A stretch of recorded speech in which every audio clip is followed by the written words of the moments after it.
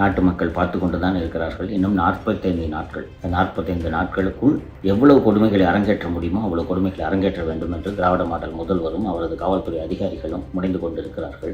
தொடர்ந்து தமிழக அரசு சவுக்கு மீடியாவை நடத்த விடாமல் முடக்க வேண்டும் என்பதற்காக பல்வேறு முயற்சிகளை எடுத்துக்கொண்டு வருகிறது. இதுவரை ஏறக்குறைய 50 வழக்குகள் என் மீதும் சவுக்கு மீடியா குழுவினர் மீதும் பதிவு செய்யப்பட்டுள்ளது. நாளை முதல் திங்கட்கிழமை வரை தொடர்ந்து 4 நாட்கள் நீதிமன்றம் விடுமுறை என்பது அத்தனை பேருக்கும் தெரியும். அதன் காரணமாக பொங்கல் தினத்தன்று அதிகாலையில் என்னையும் மாலதியையும் எனது குழுவினரையும் கைது செய்வதற்காகவே இந்த எஃப்ஐஆர் பதிவு செய்யப்பட்டுள்ளது என்று நாங்கள் அறிகிறோம்.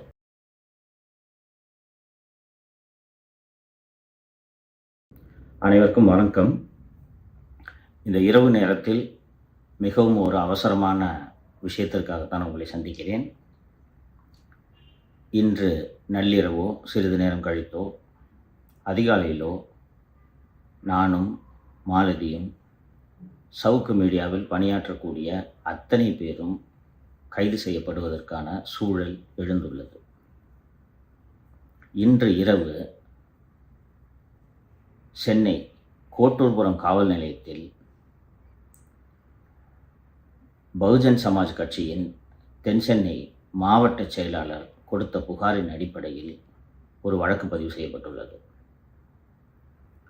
அந்த வழக்கு என்னவென்றால், பகுஜன் சமாஜ் கட்சியின் தலைவராக இருக்கக்கூடிய திரு ஆனந்தன், அவரை நான் பாத்திரையாவதி தான் சொல்லுவேன், அவர் பாத்திரையாவதி தான் அவர்.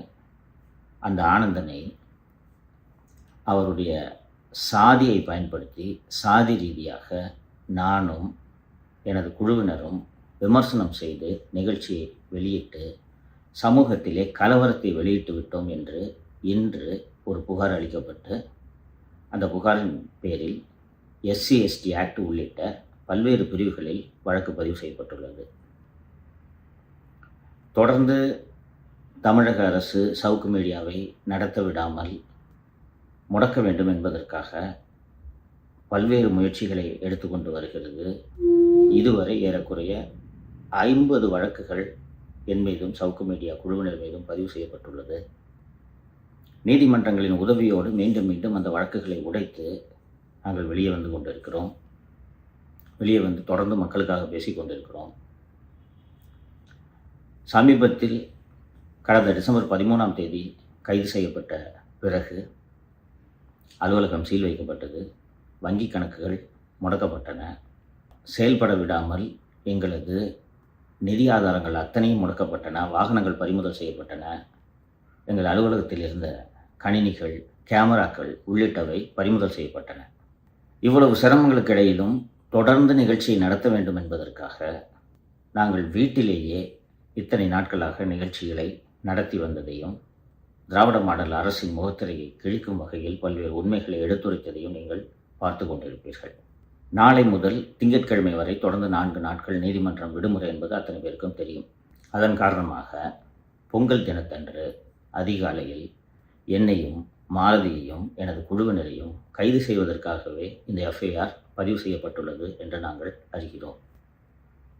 இந்த கிரைம் நம்பர் 10/2026 கோட்டூர்புரம் காவல் நிலைய இந்த எஃப்ஐஆரின் கீழே கைது செய்து, அது எல்லாமே ஏன்னா SC/ST ஆக்டெல்லாம் போட்டிருக்கிறதுனால ஜாமீனில் வெளிவர முடியாத பிரிவுகள். இப்போது நாங்கள் படப்பிடிப்புக்கு பயன்படுத்தக்கூடிய இந்த எடிட்டிங் சிஸ்டம், இந்த கேமராக்களையும் பறிமுதல் செய்து தேர்தல் வரையில் சவுக்கு மீடியா செயல்படக்கூடாது. ஏற்கனவே நேயர்களுக்கு தெரியும், நீதிமன்றம் உடல்நிலையை கருத்தில் கொண்டு வழங்கியிருந்த அந்த ஜாமீனை ரத்து செய்வதற்காக உயர்நீதிமன்றத்தில் சென்னை மாநகர காவல்துறை வழக்கு பதிவு செய்து அந்த மனு வரும் 19ஆம் தேதி விசாரணைக்கு வர இருக்கிறது. இத்தகைய சூழலில் அந்த 4 நாட்கள் கூட நிகழ்ச்சி நடைபெறக்கூடாது.